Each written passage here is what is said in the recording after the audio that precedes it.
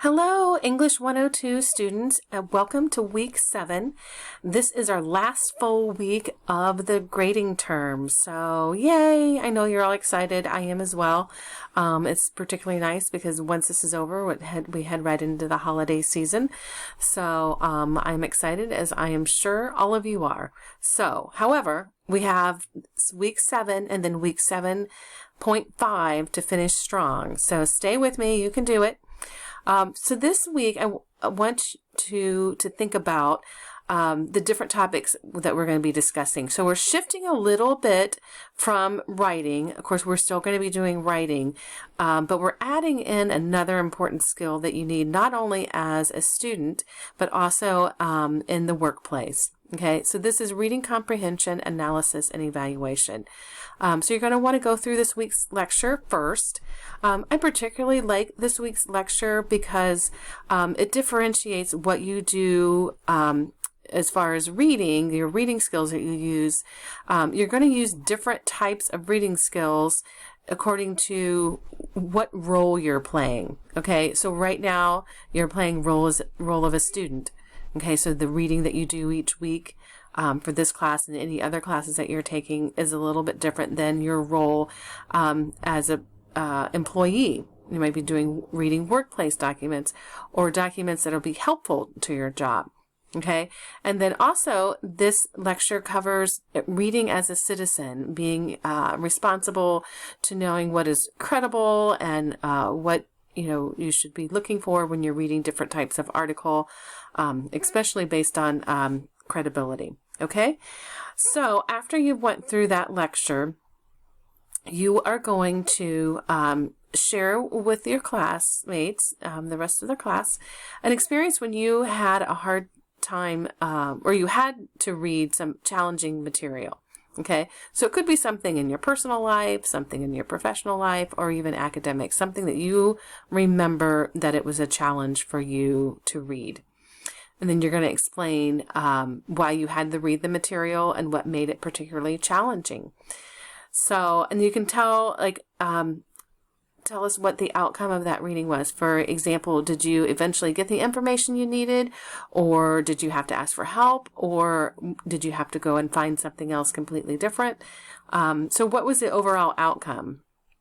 And then after you've shared that, think about the different reading skills that you learned about in this week's lecture, and if you could have applied that, so when you're back here reading this challenging material, would that have changed that, and how it would have improved that? Okay, we're doing a great job in discussion boards. I really enjoyed what you guys are sharing in your initial post, and that you are, really communicating well with each other. And it's more than just the "I agree" and great post. We're really getting some in-depth reflections on each other's posts, and I really, really appreciate that and applaud you for that. The only other written assignment for week 7 is the article summary and reflection for the workplace. So this is you putting on your workplace hat. So I already have these pulled up, but you're going to find this first article here, first document is the week 7 article summary and reflection. So this is your assignment document. Okay, so you're going to pull that up, and I already have it pulled up here. And this is it right here. So this is worth 15% of your grade. So it's a pretty good chunk. So you want to make sure that you're doing your best on this, especially as we end the end of the term, because there's not going to be a lot of time to make up for if you don't put your effort forward. But I have great confidence in all of you that you will do that. All right, so this is the scenario. You've been asked to contribute to your quarterly department newsletter, which includes a regular section on wellness in the workplace. To prepare for your contribution, you have decided to research the benefits of using emotional intelligence in the workplace. You came across a very good article that you would like to utilize for your contribution. This article is entitled Emotional Intelligence at the Workplace, and it was written by Manavi Pathak for the publication of Human Capital, a Human Resources magazine. This article was published in February of 2013, and it was on pages 54 and 55. So one of the reasons all of that information is included because you're going to be writing an APA reference entry for that. So that stuff's important. It should also be listed on the document. So here are the steps you're going to take to create your summary. Okay, so 5-point summary. So you're going to preview the article. You're going to ask yourself some essential questions that you hope to find out. Now these two tasks are before you even start reading. And then third, you're going to read the article carefully. If you need to take time to highlight, underline, or look up words or find the answers to what you've already asked yourself. Okay? So mostly if you're going to be summarizing an article, it's going to take more than one time to read through that. Okay? So the next step is going to be review it again to make sure that you have that. I would think you would have at least read this article twice, if not 3 times, and it's very short. It's only 2 pages. So you're able to make sure that you've captured everything that you need to for this assignment. All right, so then your next step is going to be write the 5 main points in complete sentences on a separate Word document. Okay, this has to be submitted as a Word document to receive credit.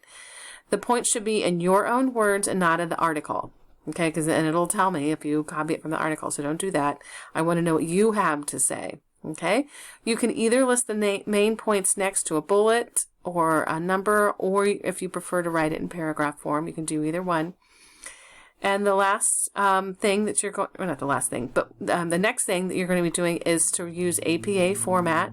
Here's an example here. So you have the last name of the author, their first initial, and then in parentheses, the year and the month.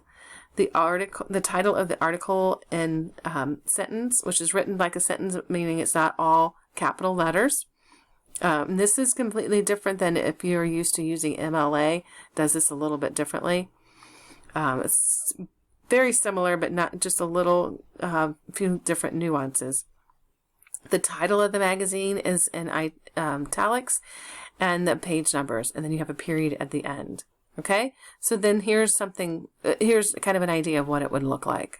All right, so your entry should look similar to this.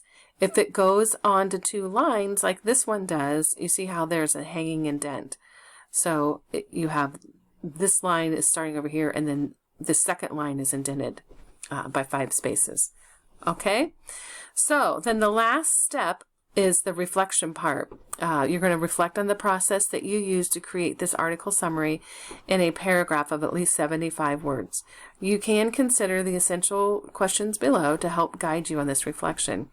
What worked well in this process for me?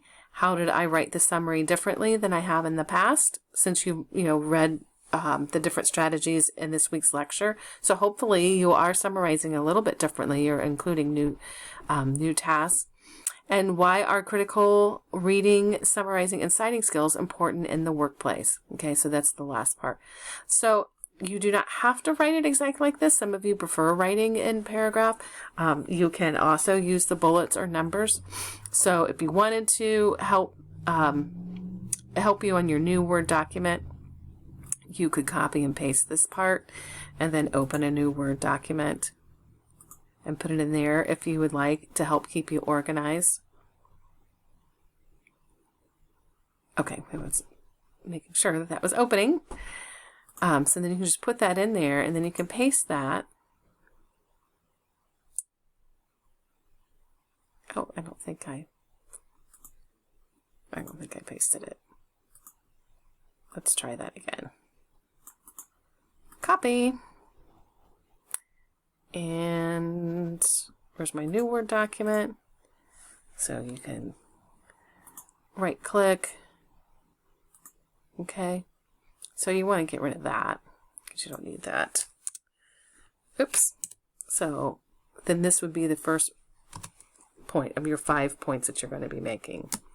This is the very first point.